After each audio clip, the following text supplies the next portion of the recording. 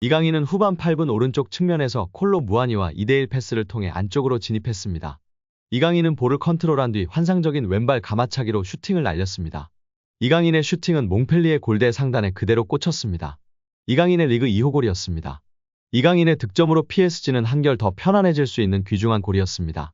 경기 운영을 더 쉽게 할 수 있었고 라인을 끌어올린 몽펠리에 수비진을 공략할 수 있었습니다. 대승의 발판을 마련할 수 있는 귀중한 쐐기골 같은 천금 같은 추가골이었습니다. 결국 후반 18분 은바페의 추가골, 후반 44분 누누 멘데스의 추가 쐐기골까지 터지면서 PSG가 6대2로 대승을 완성했습니다. 이날 승리로 PSG는 17승 8무 1패 승점 59점으로 리그앙 선두 자리를 지켰습니다. 2위 브레스트를 승점 12점 차로 따돌리는 데 성공했습니다. 이강인은 리그 2호 골과 함께 네 번째 공격 포인트를 올렸습니다. 모든 대회를 통틀어 네 번째 득점입니다. 또한 아시안컵 복귀 이후 PSG에서 넣은 첫 득점입니다. 축구 통계 전문 사이트 후스코어드.com은 이강인에게 팀 내에서 양팀 통틀어 세 번째로 높은 평점인 7.7점을 부여했습니다. 이강인은 70분 동안 한 골 패스 성공률 94%, 키패스 1회, 크로스 2회, 드리블 성공률 100%, 경합 성공률 50%, 태클 2회를 기록하면서 공수 모두 좋은 활약을 펼쳤습니다. 현지 언론들도 찬사를 남겼는데요. 유로스포츠는 이강인의 득점을 향해 또 한 번의 PSG 최고의 공격이다. 이강인은 박스 밖에서 강력한 왼발 슈팅을 날렸고 골키퍼는 속수무책으로 당했다고 중계했습니다. 비인스포츠는 이강인과 PSG만이 환상적인 득점 방법을 알고 있다고 극찬했습니다. 레퀴프에서는 엘리케는 이강인에게 거의 완전한 자신감을 불어넣었고 그 이유를 짐작할 수 있다. 공격 전환 시 이강인은 매우 효과적인 연계를 보여주었고 이는 그의 전환 패스로 시작된 파리의 두 번째 골로 증명되었다. 또한 그의 기술로 통제적인 장면을 만들어냈다. 후반 시작과 함께 이강인은 빛났고 화려한 가마차기 슛으로 골을 공이 없었을 때는 불충분한 모습을 보이기도 했다고 극찬했습니다. 현지 해설에서도 지난 몽펠리에전에서는 대한민국 최고의 재능 이강인이 파리에서 꽃을 피웠다라고 극찬했는데요. 이번 두 번째 맞대결 원정 몽펠리에전에서는 현지 해설이 개인 역량이 크게 작용한 골입니다. 몽펠리에 킬러라며 극찬했습니다. 프랑스 매체 구공미는 이강인의 몽펠리에전 활약에 대해 평점 7점을 부여했습니다. 이 매체는 이강인은 경기의 중심에서 빛났고 공격적으로 좋은 움직임을 보였다. 이강인의 기술 수준은 명백하고 PSG 공격진 구성에 엄청난 이점을 제공한다고 언급했습니다. 프랑스 매체 홈은 이강인의 몽펠리에전 활약에 대해 비티냐와의 연계 플레이를 통해 득점 기회를 만들어냈고 골을 터뜨리기도 했다. 골문 구석에 작은 네트를 흔든 이강인의 왼발 슈팅은 메시의 전성기를 상기시켰다며 극찬했습니다. 이날 이강인은 경기 시간 70분을 소화해서 두 번의 슈팅을 날려서 한 골을 기록했습니다.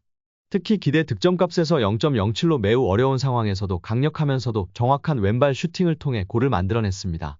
여기에 패스 정확도도 48번 시도해서 45번을 성공시켜서 94%의 성공률을 보여주기도 했습니다.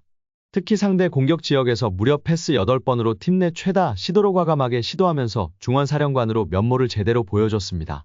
말 그대로 중원을 지배한 이강인 선수였습니다. 축구 전문 통계 업체 풋몹은 이강인에게 평점 8.0을 부여하면서 중원에서 보여준 이강인의 번뜩이는 모습에 대해서 제대로 인정했습니다. 여기에 은바페의 이강인을 향한 애정이 화제가 되고 있습니다. 골을 넣은 뒤 에이스 킬리안 은바페와 포옹하며 기쁨을 나눴습니다.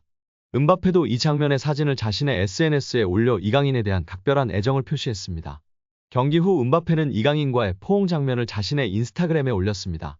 은바페는 스페인어로 아들이라고 쓰고 웃으며 키스하는 이모지와 하트를 함께 올려 이강인에 대한 각별한 애정을 드러내며 팬들의 관심과 지지를 받고 있습니다. 국내 팬들은 네이마르에 이어 은바페까지 아들이라고 하네. 이거 실화인 거야? 강인이 아빠는 네이마르, 은바페네 좋겠다. 정말 최고의 듀오인데 헤어지는 게 너무 아쉽다 등의 반응을 보였습니다. 경기 후 공식 기자회견에서 엘리케 감독은 의심할 여지 없이 멋진 저녁이었습니다.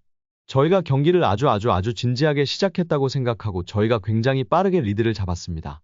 우리는 수비가 조금 엉성했고 상대에게 너무 많은 전환을 남겼고 그들은 다시 경기에 임했습니다. 후반전에 우리는 전반전에 했던 것을 했습니다. 결국 우리가 더 나은 편이었다고 생각합니다. 리그 1위를 유지하며 더 차이를 벌린 것이 좋습니다. 훌륭해요. 완벽해요. 그게 저희가 찾고 있던 것입니다. 우리는 경기 전에 우리가 이길 수 있다면 2위와 12점 차이가 날 것이라는 것을 알고 있었습니다. 이제 얼마 남지 않았습니다. 우리는 정말 빨리 우승을 확정짓고 싶고 앞으로 남은 모든 대회에서 경쟁력을 갖추는 것에 대해 계속 생각하고 싶다며 기쁨을 표현했습니다. 이강인은 매력적으로 축구하는 훌륭한 선수입니다. 파리 생제르맹의 리빙 레전드 JJ 오코차는 소속팀 후배가 된 이강인 얘기에 이렇게 말했습니다. 오코차는 PSG 구단이 최근 서울 압구정동의 플래그십 스토어 출시를 결정하면서 홍보대사 성격으로 한국 땅을 밟았습니다. 그는 스포츠 서울을 비롯해 취재진과 만난 자리에서 이강인과 관련한 얘기에 반가워했는데요. 구단 역사가 담긴 여러 기념품이 놓인 플래그십 스토어에서 가장 인기를 끄는 건 한글로 새겨진 이강인의 유니폼입니다. 그는 이 얘기에 부럽다. 내가 선수일 때 이런 유니폼이 나왔으면 많이 팔렸을 것 같다면서 팀이 선수를 가족 일원처럼 느끼도록 얼마나 다가가는지를 보여주고 있다고 이야기했습니다. 그러면서 이강인은 정말 훌륭한 선수이다. 매력적으로 축구를 한다. 그는 마음에서 우러나오는 축구를 한다. 팀에 큰 도움이 되고 팬이 좋아한다. 아직 어리기 때문에 성장 가능성이 크다고 극찬했습니다. 오코차는 1990년대 중반 나이지리아 황금기를 이끌었습니다. 1998년부터 2002년까지 PSG 최고의 테크니션으로 불렸습니다. 4시즌간 84경기를 뛰면서 23골을 기록, 공격진을 이끌었습니다. 1998년 파리 생제르맹에 입단할 당시 1,400만 파운드 236억 9천만 원으로 아프리카 선수 최고 몸값을 기록하기도 했습니다. 그의 방한으로 플래그십 스토어는 더욱더 빛이 났는데요. 관계자는 PSG에서 먼저 연락이 와서 국내에 준비하게 됐다. 국내 패션계의 입지를 굳히고 있는 사운드샵 발란사와 특별 콜라보레이션을 진행했다고 설명했습니다. 호나우지뉴의 스승으로도 알려진 오코차는 10일 유소년을 대상으로 특별 트레이닝을 진행했습니다. 호나우지뉴가 아주 화려한 플레이를 펼치는 선수인 것을 모르는 사람은 없을 겁니다. 하지만 호나우지뉴는 브라질 리그 때만 해도 우리가 생각할 정도로 개인기를 화려하게 펼치는 선수는 아니었는데요. 그의 플레이의 변화의 계기를 맞이하게 된 때는 프랑스의 명가 PSG에 합류한 이후부터입니다. 첫 훈련 세션에 들어간 호나우지뉴는 나이지리아의 흑보석 오코차의 플레이를 보고 푹 빠지게 됩니다. 호나우지뉴는 언론 인터뷰를 통해 밝혔었는데요. 오코차가 플라인 부근부터 다양한 개인기를 펼쳐 4명을 제치는 모습을 보는 순간 나는 그의 플레이에 매료될 수밖에 없었다.